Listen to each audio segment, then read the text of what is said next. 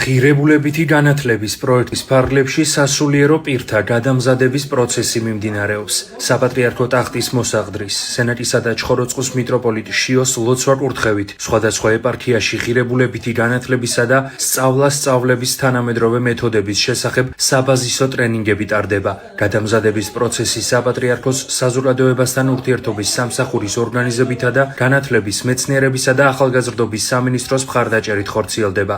მორიგი ტრენინგი 8 ივლისს გორისა და ატენის ეპარქიაში ჩატარდა. მასში ადგილობრივი და სამთავისისა და კასპის ეპარქიის სასულიერო პირები მონაწილეობდნენ. შეხვედრა ღირსი მამა გიორგი მთაწმინდელის სახელობის გორის გიმნაზიაში გაიმართა. სასულიერო პირები ღირებულებითი განათლების ძირითად პრინციპებს, არაფორმალური განათლების თავისებურებებსა და სწავლების თანამედროვე მიდგომებს გაეცნენ. ტრენინგის მონაწილეებს სიტყვით მიმართა საპატრიარქოს საზოგადოებასთან ურთიერთობის სამსახურის ხელმძღვანელის მოადგილემ დეკანოზმა გურამ ჭარელაშვილმა. მან ღირებულებითი განათლების პროექტის შესახებ ისაუბრა. შეხვედრის ძირითადი ნაწილი დაეთმო ფსიქოლოგიურ ასპექტებს. ტრენინგს ფსიქოლოგი და გეშტალტ ფსიქოთერაპევტი რუსუდან კილაძე უძღვებოდა. აღსანიშნავია, რომ ტრენინგები უკვე ჩატარდა სენაკისა და ჩხოროწყუს, ზუგდიდისა და ცაიშის და ასევე სურამისა და ხაშურის ეპარქიებში. პროგრამის მონაწილეებს გადაეცემათ სერტიფიკატები. შეგახსენებთ, რომ პროექტი ღირებულებითი განათლება საქართველოს საპატრიარქოს საზოგადოებასთან ურთიერთობის სამსახურის ორგანიზებითა და განათლების, მეცნიერებისა და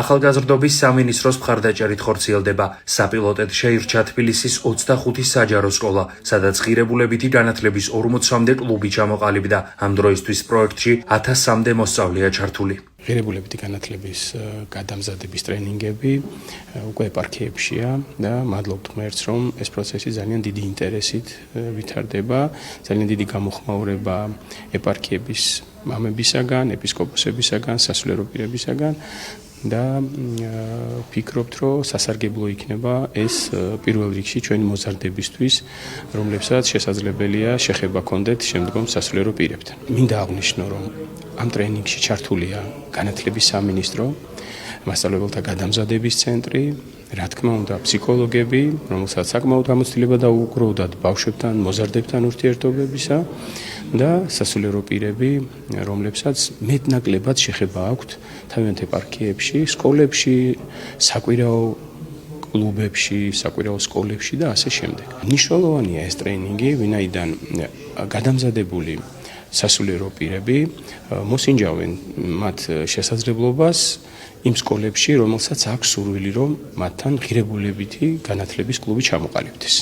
იწყება კომუნიკაცია სკოლასთან, პირველ ეტაპზე იქნება შეხვედრები თავისუფალი რეჟიმის და დეკემბრიდან გეგმავთ, თუ რა თქმა უნდა სკოლებიდან იქნება შესაბამისი შემოთავაზება, სასულიერო პირის მიერ გაიხსნას ღირებულებითი განათლების კლუბი, რომელზეც ხელმეორედ კიდევ მოხდება გადამზადება სასულიერო პირებისა, უკვე შესაბამისი სცენარებით ამ გაკვეთილებისა, შესაბამისი თქვათ გეგმით, რომელიც გაწერილი იქნება უკვე მთელ წელიწადზე და შეხვედრები უკვე არ იქნება თავისუფალი, არამედ იქნება კვირაში ერთხელ 1 საათის განმავლობაში. ტრენინგები არის ორდღიანი, პირველ ეტაპზე არის განათლების სამინისტროს წარმომადგენლები და თანამედროვე განათლების სისტემის კანონმდებლობას აცნობენ სასულიერო პირებს, თანამედროვე გამოწვევებს და მაქსიმალურად აწვდიან იმ სურათს, რა რეალობაც არის სკოლაში, რომ მეტი სიფრთხილით, მეტი პასუხისგებლობით და მეტი ბავშვზე ორიენტირებულობით მოხდეს ეს შეხვედრები სასულიერო პირებსა და მოზარდებს შორის.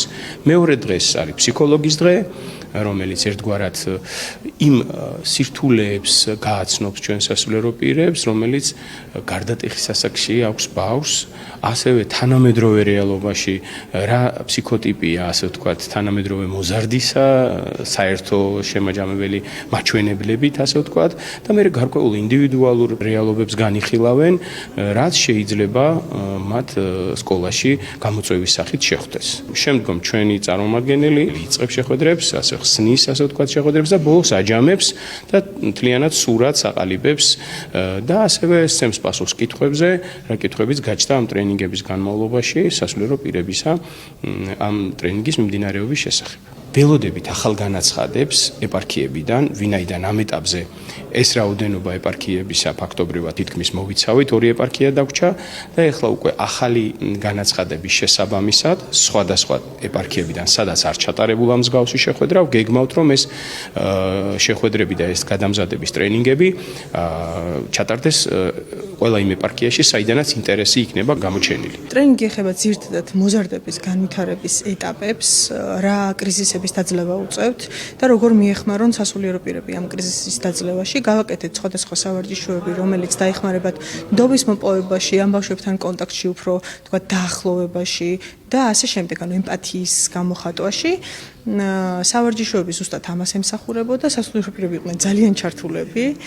მე მგონია, რომ პროცესი ძალიან დადებითად წარიმართა და კარგი შედეგები ექნება. დღეს ჩვენთან იმყოფებოდნენ განათლების სამინისტროდან, ასევე საპატრიარქოს საზოგადოებასთან ურთიერთობის სამსახურიდან, ასევე იყო ფსიქოლოგი და ჩვენ გვაქვს გარკვეული გამოცდილება ბავშვებთან ურთიერთობისა, საკვირაო სკოლა გვაქვს და ასე შემდეგ, მაგრამ ეს გამოცდილება ჩვენ ძალიან დაგვეხმარება საჯარო სკოლაში ბავშვებთან ურთიერთობისთვის, რაც იგეგმება მომავალში და ჩვენ მოხარულები ვართ, რომ ეს ტრენინგები ტარდება და ჩვენს მამებს, სასულიერო პირებს ძალიან გჭირდება ეს, რომ ის გამოცდილება, რაც ფსიქოლოგებმა დააგროვეს, რომ ჩვენ გამოვიყენოთ იმ სულიერ სწავლებასთან შესაბამისობაში ბავშვებთან მისატანად, რომ მათთვის რაღაცა ეს სასარგებლო იყოს და მათ დაეხმაროთ. კომუნიკაცია მომავალ თაობასთან რა თქმა უნდა მნიშვნელოვანია და ესეთი ფორმით განათლების სამინისტრო, საპატრიარქო ორივე ერთად ეს შერწყმა მე ვფიქრობ, რომ ძალიან ნოყიერი იქნება უკვე მომავალ თაობებისთვის და ჩვენ პირადად ჩემსაც ძალიან საინტერესო იყო და საინტერესოსთან ერთად პლუს კიდე ბევრი რაღაც ახალი გავიგე, რაც მეგონა რომ თქვა ვიცოდი, მაგრამ უფრო უკეთესად კიდევ ჩამოგვიყალიბეს, რაც უნდა შემდგომში გაკეთდეს და ძალიან საინტერესოდ ვთვლი, რომ ეს ყველაფერი იყო სასარგებლო. ძალიან სასიხარულო და საინტერესო იყო და ძალიან ნაყოფიერი იყო პირადად ჩემთვის აღნიშნული ერთგვარი ტრენინგები და ვფიქრობ, რომ ძალიან დაგვეხმარება ამ საკითხებზე მსჯელობა, რომ სამომავლოდ მოხდეს ღირსეული კომუნიკაციის დამყარება სკოლებთან და ბავშვებთან, რაც საშუალებას მოგცემს, რომ ეს ქრისტიანული ღირებულებები გავაცნოთ ჩვენ მომავალ თაობას.